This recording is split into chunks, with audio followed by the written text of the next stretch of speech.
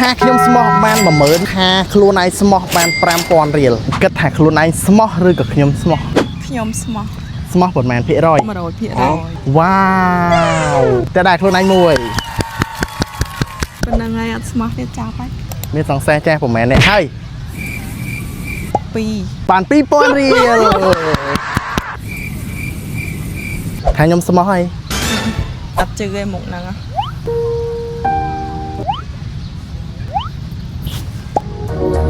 ជួបគ្នាដល់ចៃដន្យរឿងពួកយើងតែគឺជានិស្ស័យ តែដែរខ្លួនឯងម្ដងទៀតតែឥឡូវបាន5000រៀល វ៉ាវអរគុណ នៅពេលនេះខ្ញុំមិនចង់ឲ្យគេហៅខ្ញុំថាបរិសុទ្ធស្មោះទេព្រោះថាស្មោះអស់លុយបងគិតថាបងឯងស្មោះឬខ្ញុំស្មោះ បងឯងស្មោះ ខ្ញុំឲ្យបងឯងណាគេស្មោះ បងឯង តែដៃមួយអរគុណច្រើនបង